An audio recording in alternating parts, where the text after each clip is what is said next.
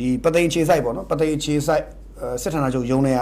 ဘူမှုစိုးမင်းဦးဆိုတဲ့အမျိုးပုဂ္ဂိုလ်တယောက်ပေါ့ပုဂ္ဂိုလ်တယောက်ကသူ့ရဲ့သမီးဖြစ်သူ16နှစ်ပြည့်မှတ်ပုံတင်လုပ်ဖို့ပသိမ်မှာရှိတဲ့လာဝကရုံးသွားတယ်ပေါ့ဗျာသူ့ရဲ့ဖော်ပြချက်မှာသွားတဲ့အခါမှာပသိမ်လာဝကရုံးကတိုင်းနေမှုကငွေ8000တောင်းတယ်ပေါ့အဲ့ဒါအဲ့လိုတောင်းတဲ့အတွက်တောင်းရကောင်းလားဆိုဘူမှုကစိတ်ဆိုးပြီးတော့ဒီတိုက်နေမှုဖမ်းပြီးစစ်တယ်ပေါ့ဗျာစစ်တယ်ဆိုပြီးတော့အဲ့တရင်ကြီးရောရေးတော့ပြောရတော့ဗျာတရင်ကြီးလိုက်တယ်ရေးတော့ကျွန်တော်ကလာဝကဒီလာဝကရရှိကဒီဟိုပေါ့မှတ်ပုံနေလုပ်တဲ့ကလေးမလေးတယောက်ကဟိုပတ်စံတောင်းတယ်တောင်းတော့သူ့အဖေကဘူမှုမလို့စိတ်ဆိုးပြီးတော့မင်းတောင်းရကောင်းလားကွာစိတ်ဆိုးပြီးတော့တွားပြီးပြဿနာရှာတယ်ပြီးတော့ဖမ်းတယ်ပေါ့ဗျာဖမ်းတယ်ဒီလိုမျိုးကျွန်တော်တို့နားလဲတယ်ဒါပေမဲ့တကယ်ဖြစ်စဉ်ကိုစုံစမ်းခိုင်းတဲ့အခါစုံစမ်းလိုက်တဲ့အခါမှာအခုလာဝကဘက်ကလည်းသတင်းထုတ်ပြန်တယ်ကျွန်တော်တို့လည်းစုံစမ်းလိုက်တဲ့အခါဘာတွေ့ရလဲဆိုတော့အရေးကြီးဆုံး point ပဲ short to the point ပြောရရင်အဲ့ဒီမှာဘူမှုစိုးမင်းဦးဆိုတဲ့လူပသိမ်မှာရှိတဲ့တိုက်စင်တာရုံမှာမရှိပါတာဝန်ထမ်းဆောင်နေခြင်းမရှိပါဒါနံပါတ်1အချက်နော်အဲ့ဘူမှုစိုးမင်းဦးဆိုတဲ့ပုဂ္ဂိုလ်နော်ပသိမ်မှာတာဝန်ထမ်းဆောင်နေခြင်းမရှိဘူးတဲ့နံပါတ်1ကနော်မရှိဘူးတဲ့နော်အဲ့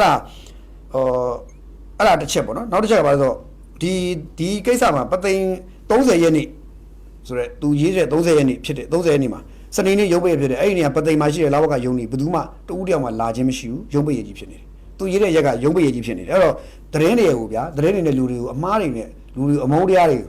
လောင်စာတိုက်ပေးနေတာပေါ့နော်အဲ့လိုလုပ်တာအဲ့တော့စနေနေ့ဖြစ်နေရုံးပိတ်ရကြီးကိုဘယ်လိုလုပ်ပြီးပတ်စံတောင်းလဲပေါ့နော်နောက်တစ်ခါရုံးမတန်းနေအရာလဲမေလ4ရက်ကနေဇွန်လ2ရက်အတွင်းပြည်သူ3283ဦးကိုနိုင်သားစစ်ရေးကတ်တွေလုတ်ပေးခဲ့တယ်အဲ့ဒီမှာစိုးမင်းဦးဆိုတဲ့လူရဲ့သမီးမတ်မြသဲခိုင်ဆိုတဲ့အမည်နဲ့မှတ်ပုံတွေလာရဲဆောက်ခဲ့သူမရှိတဲ့ကဲရှင်းနေပြီအဖြေကတော့ဗျာဒီအမျိုးသမီးနာမည်နဲ့ဒီကလေးမလေးနာမည်နဲ့မှတ်ပုံတွေလာရဲလုတ်တဲ့သူလည်းမရှိဘူးအဲ့စိုးမင်းဦးဆိုတဲ့ဘုံမှုစိုးမင်းဦးဆိုတဲ့လူလည်းအဲ့ဒီမှာမရှိဘူးတဲ့ဒါလာဝကရဲ့ထုတ်ပြန်ချက်မှာနော်အဲ့တော့ EID စာပါမှာလည်းသူတို့ရှာကြည့်တဲ့ခါမှာလည်းမမြသဲခိုင်ဆိုတဲ့လူနဲ့တခါအဖဦးစိုးမင်းဦးဆိုတဲ့လူအမည်တူလိုက်ရှာကြတော့လည်းအမည်တူမရှိဘူးပြောချင်တာမြသဲခိုင်ကိုတွေ့မယ်စိုးမင်းဦးမတွေ့ဘူးဖေးရစိုးမင်းဦးဟုတ်မနေပြောင်းအဲ့စိုးမင်းဦးဖေးဖြစ်နေတော့သူ့ရဲ့သမီးသားသမီးတွေမှာမြသဲခိုင်ဆိုတာမရှိဘူးအဲ့တော့မြသဲခိုင်နဲ့စိုးမင်းဦးဒီတာအဖဆိုတဲ့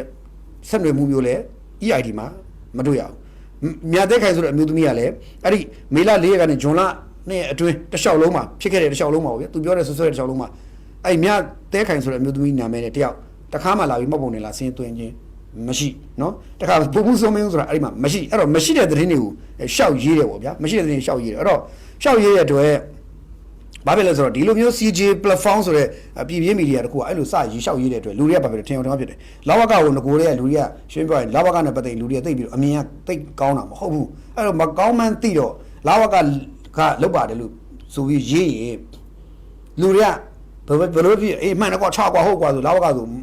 အမုန်းတက်ခိုင်းနဲ့ဝိုင်းပြီးတော့ပြောကြတယ်လို့ရှိတော့ဒါတမင်ရွေးချက်ရှိရေးတာပေါ့အဲ့တော့လာဝကအဖွဲ့အစည်းကိုလူတွေပူမုန်းတဲ့မုန်းအောင်လုပ်တယ်လို့တော့ဒါဖြစ်သွားတာပေါ့နော်ဖြစ်တာပေါ့အဲ့တော့ဒီမီဒီယာတွေကအဲ့လိုအဲ့ဒီပြည်ပြင်းမီဒီယာတွေအဲ့လိုရေးချင်တဲ့အလျှောက်ရေးဒါပေမဲ့အဲ့ဒီကိစ္စနဲ့ပတ်သက်လို့လာဝကအဲ့ဒီ CJ platform ကိုအမှုဖွင့်လားဆိုတော့အမှုဖွင့်မထားဘူးမဖွင့်ရသေးဘူးဒါပေမဲ့အဲ့ account တူဖြစ်တယ်သတင်းတူသမားဖြစ်တယ်ဒါကြောင့်မလို့သူတို့အနေနဲ့တီစဲဥတွေနဲ့ရေးဥစားတော့မှဖြစ်တယ်လို့ပဲပြောတာဒါကိုအမှုဖွင့်သလားဆိုတော့မဖွင့်ဘူးအမှုဖွင့်ပလိုက်ရမှာပေါ့ဘာလို့လဲ CJ platform ဆိုတဲ့မီဒီယာကပြည်ပြင်းမီဒီယာမြန်မာပြည်မှာအခြေမစိုက်ဘူးတခြားနိုင်ငံတစ်ခုမှာအခြေစိုက်တာအဲ့တော့ဒီကောင်တွေအမှုဖွင့်ထားလို့ရှိရင်ဒီကောင်နေတဲ့သတင်းတောက်တွေတရက်ပြန်လာခဲ့ရင်ဒါတေချာပေါ့သူတို့ကိုအေးအေးလို့ရတယ်ပေါ့နော်ဒါမျိုးပေါ့အဲ့ပြီးတော့ဒါပြည်ပြင်းဖြစ်တဲ့အတွက်တရားဝင်မီဒီယာမဟုတ်တဲ့အတွက်အမှုဖွင့်လို့ရတယ်ပေါ့တရားဝင်မီဒီယာဆိုတော့ဒါရှင်းပြရင်တော့သတင်းမီဒီယာကောင်စီကနေတစ်ဆင့်ဆက်သွယ်ဆောင်ရွက်ထားဒီလေလုပ်ချုပ်ချင်လုပ်လို့ရတယ်ပေါ့ဗျာဒီလိုမျိုးတော့ရှိတယ်ဆိုတော့ဒါက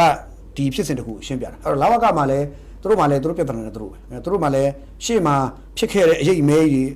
အတိတ်ရေးဆိုးကြီးဒါကိုသူတို့ဒီနေ့အချိန်မှာပြန်ပြီးတော့ပြောင်းလဲဖို့စကြိုးစားနေတယ်ပေါ့နော်လာဝကယုံနေဟာသူတို့ကိုသူတို့လည်းကြန့်ခိုင်အောင်ကြိုးစားနေတယ်သူတို့ကိုသူတို့အားကောင်းအောင်ကြိုးစားနေတယ်သူတို့ကိုသူတို့နာမည်ကောင်းပြန်ရလာအောင်တဖြည်းဖြည်းချင်းလာဝကယုံအောင်တာဝန်ရှိသူတွေလည်းပြန်ကြိုးစားနေတဲ့ကာလပါအဲ့တော့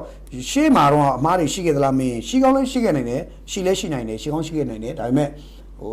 ဒါတွေကလာဝကဆိုတဲ့ဖွဲ့စည်းတစ်ခုလုံးလို့တော့မဆိုင်ဘူးလာဝကမှာတာဝန်ထမ်းဆောင်တဲ့ဝန်ထမ်းတွေတွေကတချို့သောဝန်ထမ်းတွေရဲ့အကျင့်ပြတ်ခြားစားမှုဒါလည်းဖြစ်တယ်ပေါ့နော်ဆိုတော့ကျွန်တော်တို့အားလုံးတစ်ခုပြောတဲ့အခါမှာအဖွဲ့အစည်းတစ်ခု